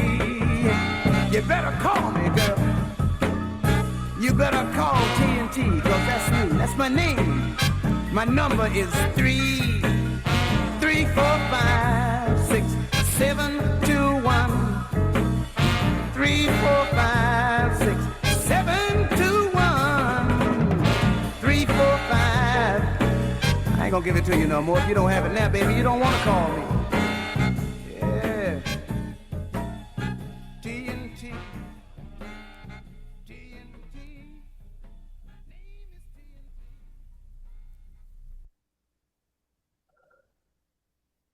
Number 9 will put you on the spot. Number 9 will tie you up in a knot. When you're trying, multiplying by 9, you might give it everything you've got and still be stopped. If you don't know some secret way you can check on, you'll break your neck on naughty number 9. Now the first thing to keep in mind when you're multiplying by 9 is that it's 1 less than 10. You see, 9 is the same as 10 minus 1.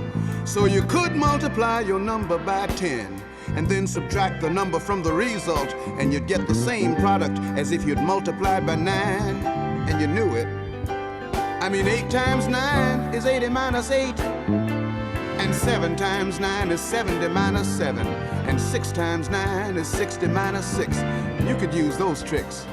'Cause you must have some secret way you can beat it, or else you'll meet it with naughty number 9. Of course, it doesn't hurt to know the table of 9s by memory. It goes like this. 1 times 9 is 9, and 2 times 9 is 18. Mean old number 9. 3 times 9 is 27, and 4 times 9 is 36. 5 times 9 is 45, and 6 times 9 is 54. And 7 times 9 is 63. 8 times 9 is 72. And 9 times 9 is 81. And 10 times 9 is 9. Now the digit sum is always equal to 9. I mean, if you add 2 and 7, the digits, you get 9, the digit sum. That's true of any product of 9. If they don't add up, you've made a mistake. 'Cause you must have some secret way you can check it, or else you'll wreck it with naughty, nasty, mean old number 9.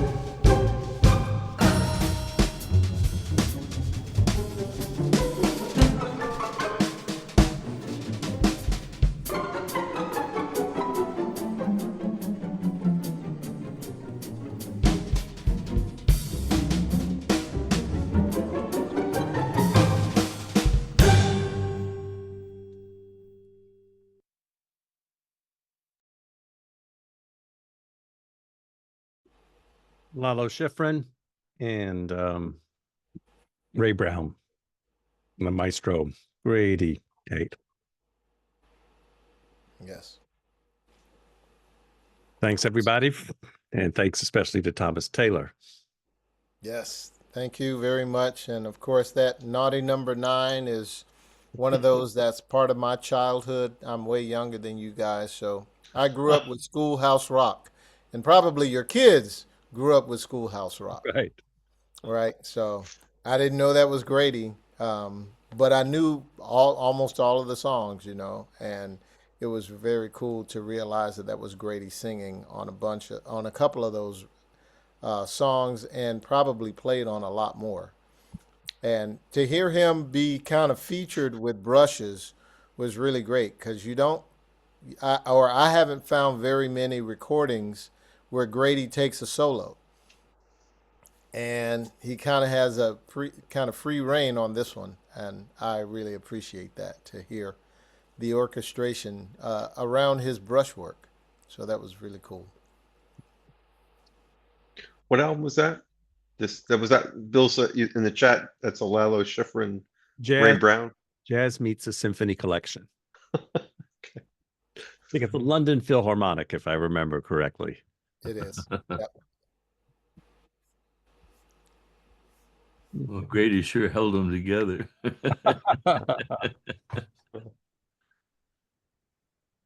Any questions about Grady? Any other pieces you want to hear? We've only got 5 more hours on our playlist, but it's 10 o'clock is closing time. I got to go to bed, so I'll see you guys later. Okay. Well, thanks, everybody. And again, Thomas, hope to see you again. Yes. Thank you. Thank you, Thomas. All right. Close with a few more pieces. Let's listen to a little more of Grady's beautiful voice after the long drive home. That's a good thing about Zoo. There are no long drives home.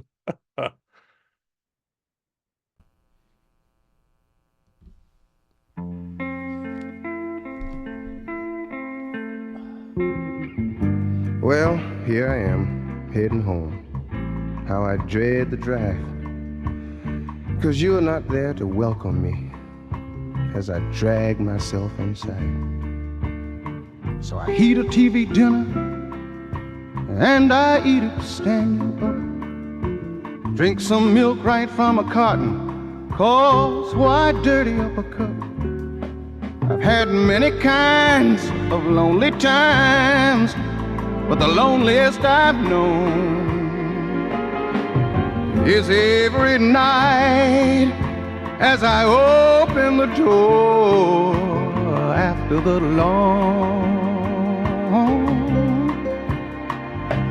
drive home.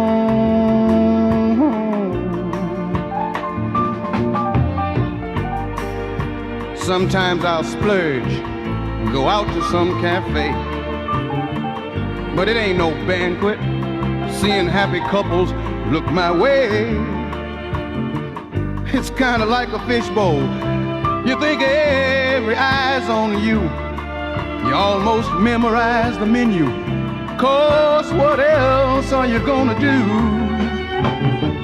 And when they finally bring the dish for which the place is known, oh, by then I've lost my appetite, thinking about the long drive home.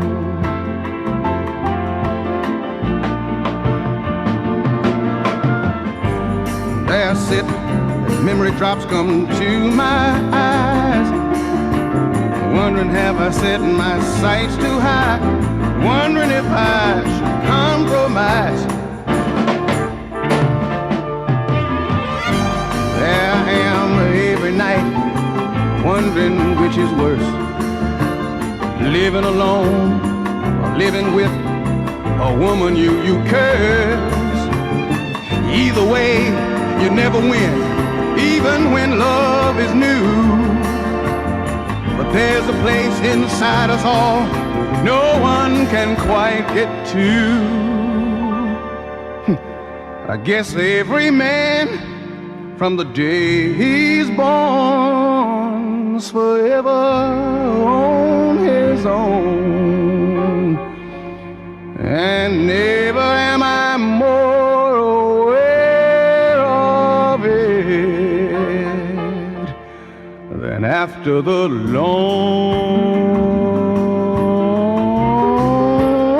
long drive home. After that long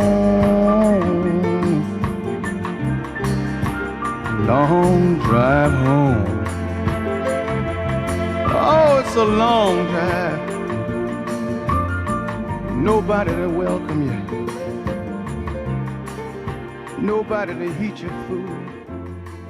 So long, so long. Oh, long. I want you to just take your time, sit back, relax, and just take all this in, because it's going to be a great treat. Let's meet and give a big round of applause, a great big round of applause to Grady Tate.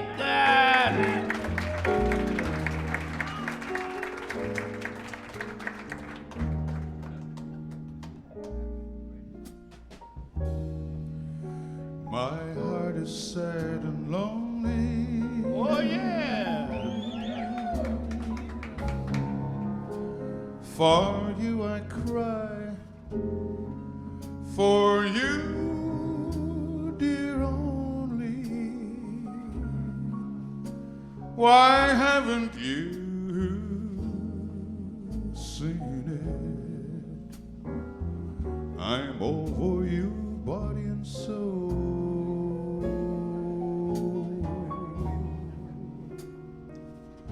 I spend my days in longing and wondering why it's me you're wronging. I tell you I mean it. I'm all for you, body and soul.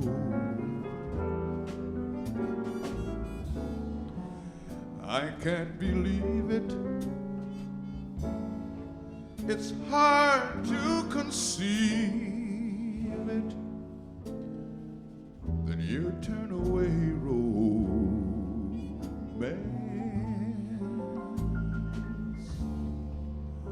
Are you pretending? It looks like the ending, unless I could have one more chance to prove, dear, my life a wreck you're making. And you know I'm yours for just the taking. I'd gladly surrender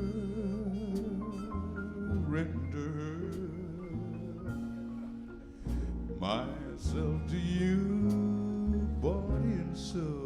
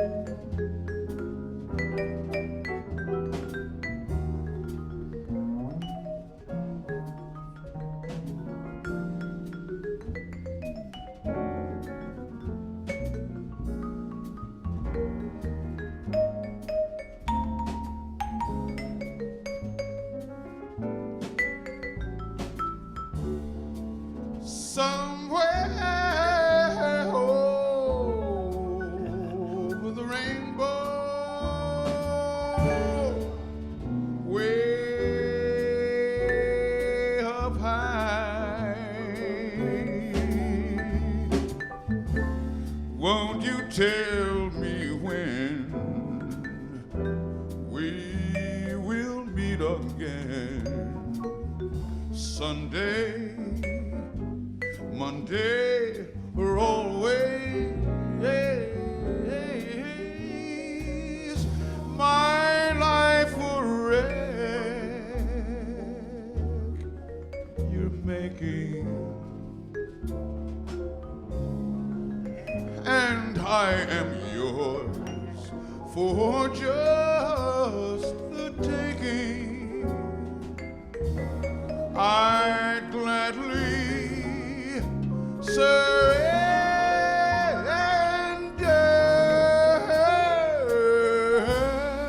myself to you.